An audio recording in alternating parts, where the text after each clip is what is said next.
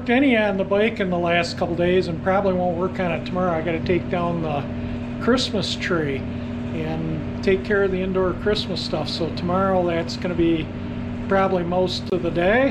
And today I cleaned the Trike about up because it's been sitting over there with the sheet on it, and when I blow out the garage with the blower there, you know, stuff would go under it. It was getting dusty and the tires were low on air, so I pumped up the tires and gave it a coat of wax.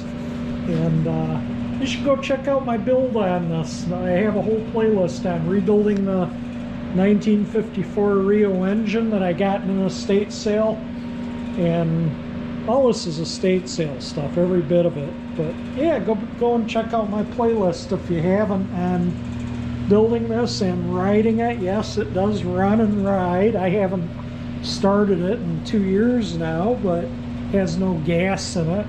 But the gas tank is Whistling Dixie clean. And but yeah, it's super fun old tricycle. Pretty much the only thing not original of the tricycle are the tires and wheels. Seats original, handlebars. These grips are replacements. I made the clutch, brake, pedals.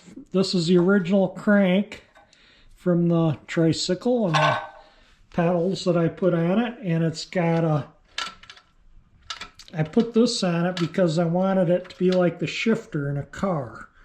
You know, drive low, drive, park, kind of that kind of lawnmower throttle. And you know, so you just start it up, give it the gas, and you just slowly squeeze the clutch and tightens up a belt, and the way it goes. And anyway, yeah, and I put that on it too. Rio was the largest manufacturer of lawnmowers in the world in the 1950s. And my little exhaust thing there. But yeah, go check out the build. I was thinking of putting an Autorama, but I don't think I'm going to. I just don't want to take a chance on it, something happening to it, stolen or something. You know, I got less than $100 wrapped up into this build, I think, and I had an offer of $2,500 on it already. I don't want to sell it. I'm keeping it until the day I'm dead. So when I'm dead and gone, somebody can buy it then. But until then, I'm keeping it. But anyway, I also, as long as I'm making video here, before I continue on the bike, I thought I'd I rearranged some of the stuff and added some things in the garage. Those are, I'll go over it again. So those are all the license plates from the Bel Air, since I've owned it since March 12th, 1978. That is what the Bel Air is in a black and white version. You want to read it, pause it.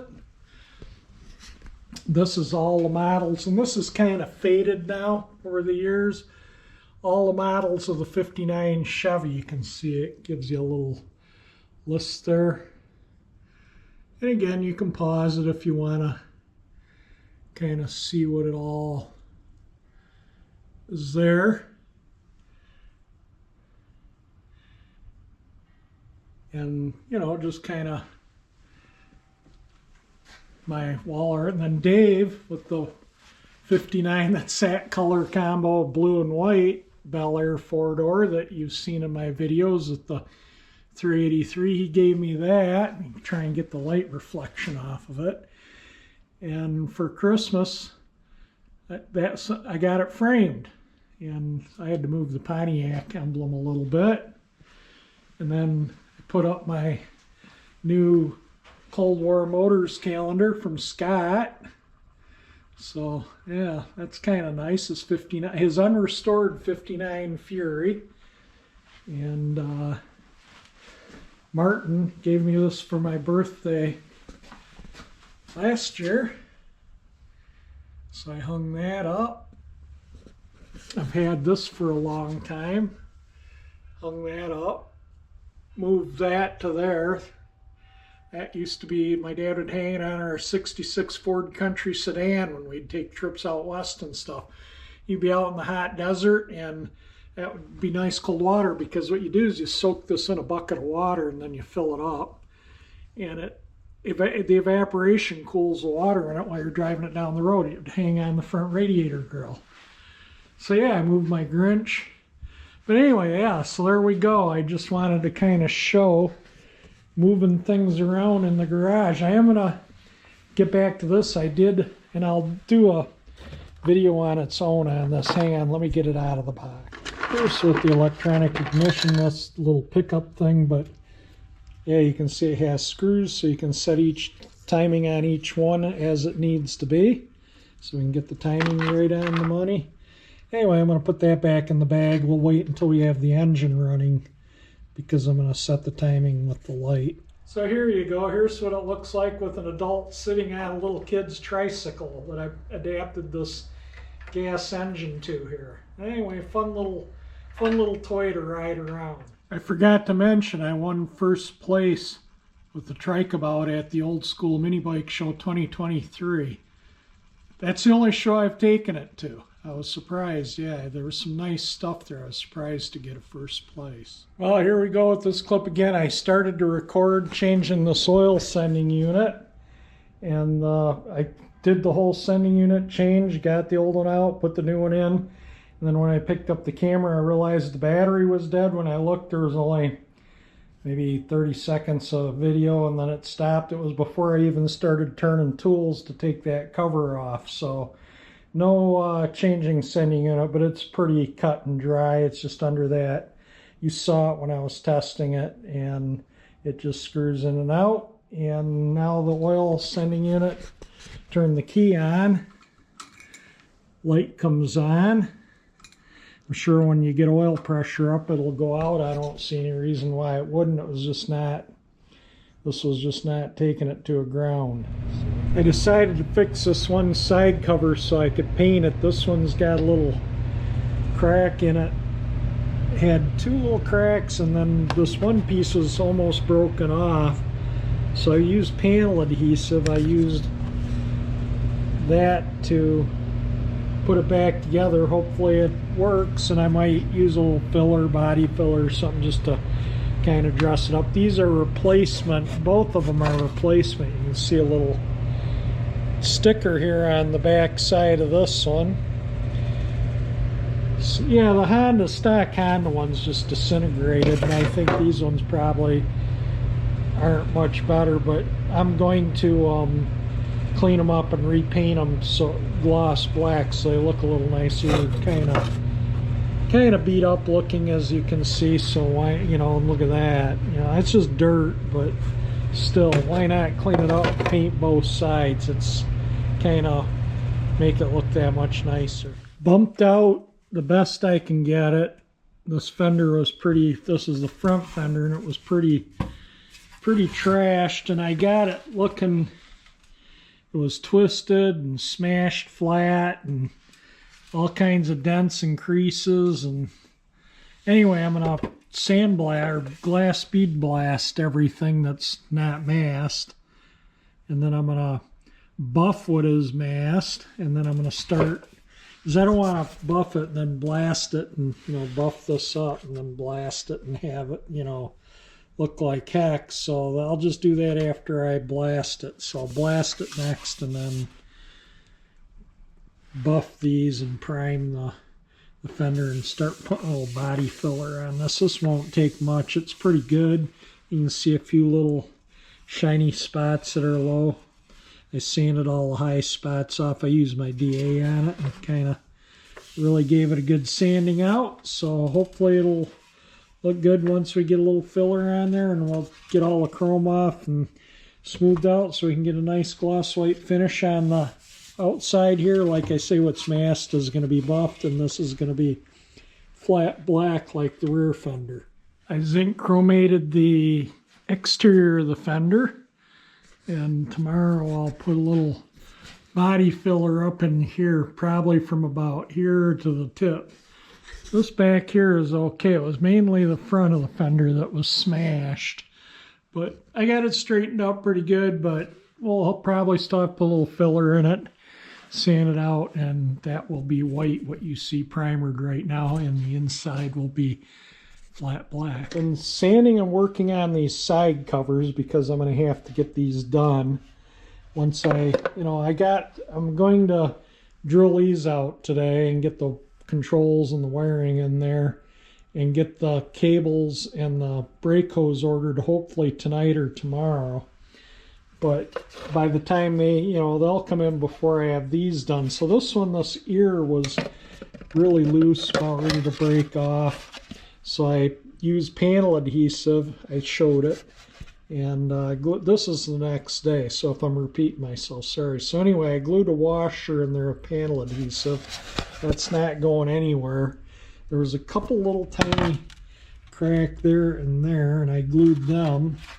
And I sanded out all the imperfections in the paint that were really nasty, like severe overspray and just where it didn't look good, and with 150. So this is my rough sand, and then this is the other cover, and this side was the worst. This is obviously the back side. It looked like it was full of mold, but I think it was a adhesion promoter primer that was sprayed on, that oversprayed on this side. Now I'm going to paint both sides. This is ABS plastic. These are aftermarket. They're not factory. So I'm going to paint them with the back sides anyway, because that's bare ABS plastic. So I'm going to spray the adhesion promoter on the back side. This side's mostly painted, and it's been painted twice. I'm going to sand these out really good with some 400, and that's as fine as I'm going to go. So I'm getting down to where I got this, and that to paint, and then the paint should be done on this bike. Hopefully, I got to paint this a little bit here, and this little bit. But that's, no big deal. That's rattle can stuff there. This is rattle can. That's spray gun. I'm going to paint that engine the same, this color right here, the same silver that this is color that's caliper's going to be. And these will be gloss black, and again, like I say, that'll be white. So let me get to mixing up some putty. We've all mixed it. We all know how to use it, so I'm not going to video that. I kind of wanted to have this bike done by New Year's so I could start on this bike here, but as usual, you know how deadlines are. You never meet them, so I don't even know why I bothered setting one. But I'll have it done within the next couple weeks. I do have, I've been busy. I took the Christmas tree down last week and a couple of days ago, and I've been busy with, well, I say a couple of days ago. That could be 4 or 5 days by the time I get this video up. I took it down last Saturday. This is Tuesday, and I went to the doctor today, too, to see my urologist over my prostate issues. And if you're new to my channel, I had prostate cancer and had to have my prostate removed. But my PSA is what they call undetectable still. It was 0.003, and usually most tests only can test down to 0.008. So I was in that area to where most tests don't even detect PSA. So I think the doctor is happy. I was happy. I'm feeling pretty good. So all is good with that. All right, let me get back to work on the bike. I got to get on this one here. I stopped what I was doing to show you that, yeah, this bike has an oil leak out of the shift shaft seal. And every time I move it, I got to wipe it up. So I need to get on it. So I'm going to pull those covers off both sides to paint them and paint the block and everything. And this is a different shade than that, so that's why I'm taking them off. This is, I thought it was just somebody had repainted or something was, but after looking at XL250s all over the internet, they're all like this. So that will be the silver like on the CB500, and this I'll have the paint mix to match. I got the paint mix to match everything else on this bike, but yeah, I stopped to show you it has an oil leak. That shifter leaks, it drips out of that. So we'll get that squared away when we take it apart. I got all new gaskets and seals for the whole engine on that bike, so I can reseal the whole engine if need be. But anyway, let me get back to this bike. I want to get those side covers. Will look nice once they're on there. I mean, there's no reason I couldn't put them on. All the stuff under them is done. So I thought, well, I'll get started on them. And like I say, I got to get on that and get the handlebars situated so I can order the cables. I probably need to get longer throttle and longer clutch cable. That's the speedometer cable. That will be fine still. But yeah, I gotta put holes in those bars kind of like this. So I'm gonna, no big deal, I'll just drill a hole, probably 3 holes, and then take the Dremel and make it, you know, you can see where the factory even ground them to get the sharp edges off.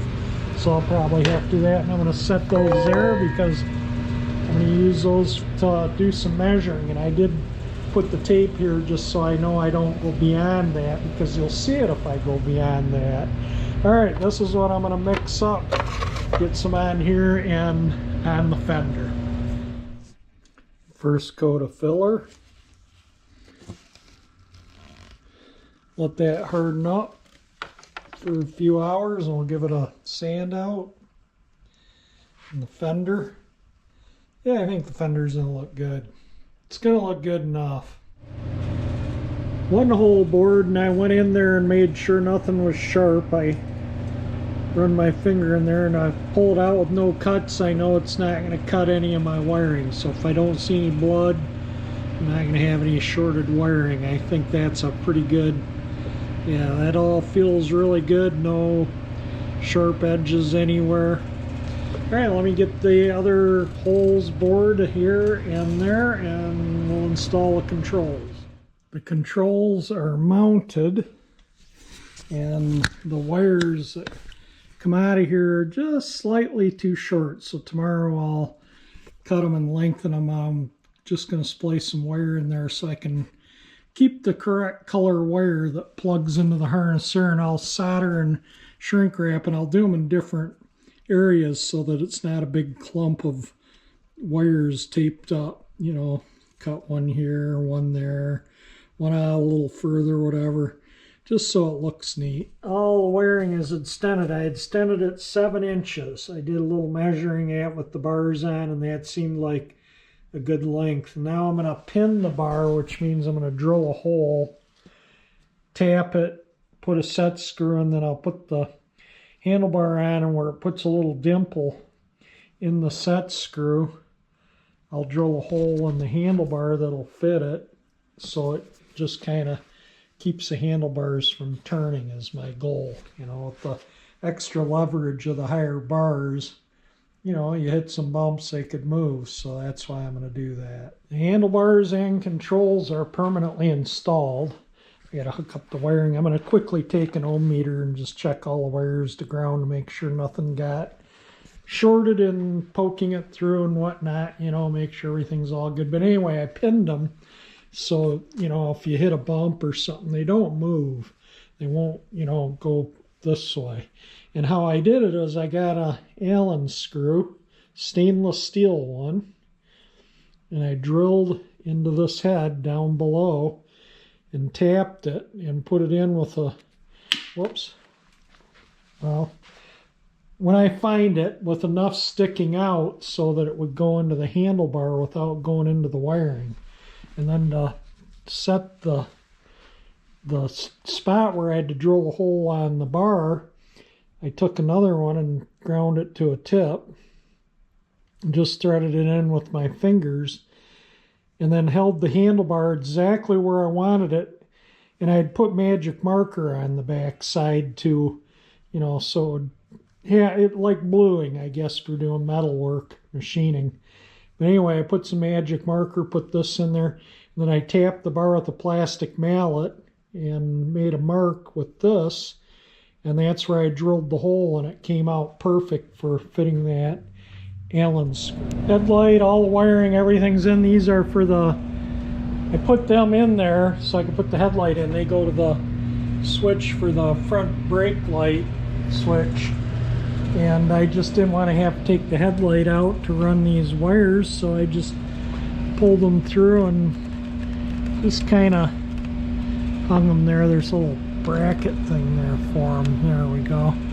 Anyway, once we get the brakes on, we'll hook those wires up.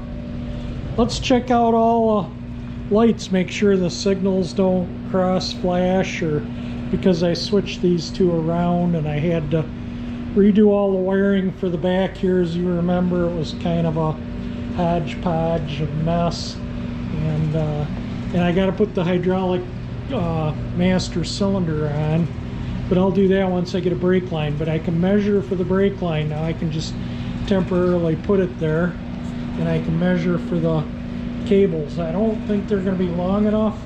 I'll try them, but that won't happen until tomorrow. So if I have to order cables, it'll be the next night or two, because tonight I'm going to the Detroit Symphony Orchestra, so it's not, I'm going to be quitting here soon to go in and get cleaned up. But we'll check everything out here, make sure everything works. Alright, we got it. I'm going to turn the ignition power off. Got neutral, oil. Let's try the turns. We'll put the left on. And it looks like the left is blinking on both sides. Put the right on. We got one that's not blinking right here, so maybe the connector came out or the bulb is bad. We'll take a look at that here in a minute. Horn works. Headlight, low beam, high beam indicator illuminates. Engine cranks. The oil pressure sending unit works. It takes a minute for it to go out because the oil's probably thick and gooey. It's 1040 wet clutch oil. Alright, let's turn the headlight back on. Got a tail light. We're not going to have a front brake light because, alright, everything works except this blinker, and I'll take the bulb out and see if the bulb is the issue, and if not, I'll take the headlight back out and see if the wire connector came undone. The wire connector had come disconnected in the headlight bucket, so I connected it back up. So let's make sure we have and we do. We have a right signal now. Alright, all the wiring, everything works as it should. Very happy with the fact that everything works. I'm going to check for spark too. I got this neat little thing here. I've had this for probably since the 70s when I, probably even before I bought that. I think I use these on lawnmowers. So I've probably had this 50 years or so anyway, but let me turn that to off, and you hold this. I don't know if I can do this and crank it all at the same time. Let's see. All right, that'll flash if it has spark. So we got spark. Let's turn the switch off and crank it with the switch off to see if we don't have spark. Let's turn the off switch to the other position and check it again.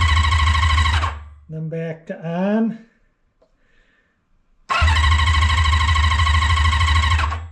We have spark.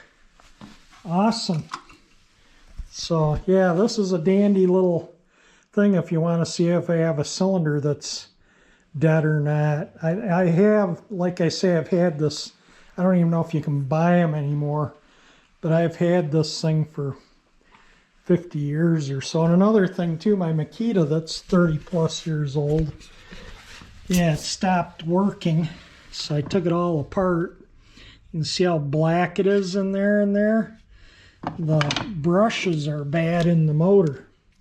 You can see the brushes down in here. Anyway, I thought I'd see if I could find new brushes. Well, they're not to be had, but guess what I found? I found a brand new motor, new old stock motor, 20 bucks. So a shipping and tax and everything is about $24. So hopefully I can fix my Makita, because I actually really like that, even though it's, you know, an older one with 9.6 volts. Yeah, 9.6, and I've replaced these batteries twice. So I get about 15 years out of a pack of batteries, and those ones there are about maybe 4 or 5 years old, those batteries. And like I say, I've had that kit over 30 years probably. All right, the bike is getting there, so tomorrow I'll measure up and I'll try these cables first, but if they're too short, I'll order some new cables. That's the clutch, and these are the throttle. So I may have to get new ones. We'll just have to see. And I got bodywork to work on here, so I'm, you know, far from done on this bike. But if there's no gas lines hooked up to the carburetors, the gas lines are right here, because I'm going to be taking the tank on and off, and it's just easier not to hook them up. So there's no gas in the carburetors. That's why I'm not gonna start it, you know, put gas in the carburetors just to start it. It's just pointless. So I'll wait until closer to when I'm ready to ride the bike. But yeah, we're getting there. Yeah, and I kind of fancied up the lettering here because, you know, that's what I can do, being a custom bike. If it was an original bike, yeah, I would have gone back to the original red the way it originally was. But seeing it's not original, I can do as I please. Might end the video here if I have enough video so you guys can see what I've been doing. I put the battery maintainer on it just because I haven't charged it in quite a while, and so I thought I would just put the maintainer on it, bring the battery up. You know, I've been cranking it and running lights and doing things to draw on the battery, checking everything out, so we'll top it off. But yeah, I think that we'll call this video, and I'll get stuff ordered for here, and we'll get this done up for the next video. We'll get all this stuff finished up and installed on the bike, hopefully get the fender and side covers painted, and this disc brake thing painted up. I got to paint the junction block, paint this. Yeah, I still got a fair amount of work to do, but we're definitely putting a dent in it, and it's definitely looking more and more like a motorcycle every day. That's for sure. But anyway, I'm gonna end the video here, and we'll continue on with the other things that need to be done on the bike. So if you like this video, definitely hit that thumbs up icon. It certainly helps. If you like my channel, that 348 engine icon that pops up there will help you subscribe. And thank you for watching my video.